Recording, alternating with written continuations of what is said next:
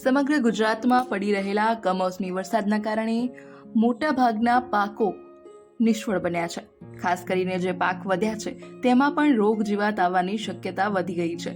મહેસાણા જિલ્લાના અમુક વિસ્તારોમાં ખાસ કરીને ડુંગળીનું વાવેતર વધારે થાય છે અને તેમાં પણ પાણી ભરાઈ જવાના કારણે અને અતિશય ભેજવાળા વાતાવરણના કારણે ડુંગળીમાં બાફિયા નામનો રોગ આવી શકે તેવી શક્યતા રહેલી છે. આજે આપણે કૃષિ વિજ્ઞાન કેન્દ્રના કૃષિ વૈજ્ઞાનિક પાસેથી જાણીશું કે ડુંગળીમાં જો બાફિયો રોગ આવી જાય તો ખેડૂતો શું પગલાં લઈ શકે કે જેથી ડુંગળી બચી શકે. જાણીએ. મારું નામ ડૉક્ટર રમેશ પટેલ, કૃષિ વિજ્ઞાન કેન્દ્ર વરિષ્ઠ વૈજ્ઞાનિક અને વડા, મહેસાણા જિલ્લાના કૃષિ વિજ્ઞાન કેન્દ્રની ફરજ બજાવું.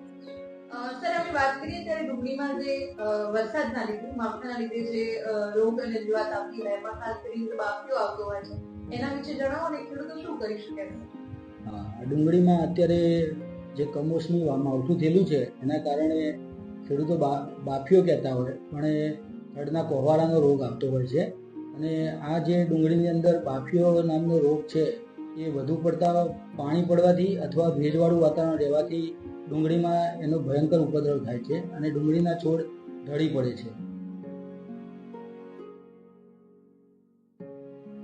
ડુંગળીનો બાફિયો રોગ ખાસ કરીને તેના મૂળમાં થતો કોહવાટનો રોગ છે, જેના કારણે ડુંગળીના છોડ ઢળી પડે છે. ડોક્ટર રમેશ પટેલ જણાવે છે કે સૌપ્રથમ ખેતરમાં ભરાયેલું પાણી તાત્કાલિક કાઢી નાખવું જરૂરી છે. ખેતર સૂકું થયા બાદ આંતરખેડ કરીને માટીને હલકી રાખવી જોઈએ, જેનાથી છોડને હવા અને સૂર્યપ્રકાશ મળી રહે અને આ રોગનું પ્રમાણ ઘટાડી શકાય. તો આ બાફિયા રોગના નિયંત્રણ માટે શરૂઆતમાં જો ખેડૂતોએ શક્ય હોય તો ખેતરમાં પાણી ભરાયું હોય તો એને બહાર કાઢવું જોઈએ અને ખેતર સુકાય એટલે જો ડુંગળી 30 સેન્ટીમીટરના અંતરે વાવી હોય તો એકવાર આંતરખેડ કરવી જોઈએ.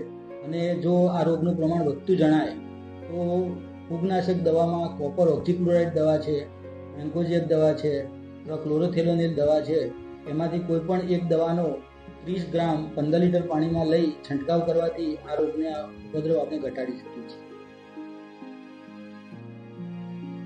ડુંગળીના ખેતરમાં આ પ્રકારના બાફિયા રોગનું ઉપદ્રવ વધે તો ખેતરમાં ડુંગળીનો પાક નિષ્ફળ જાય છે.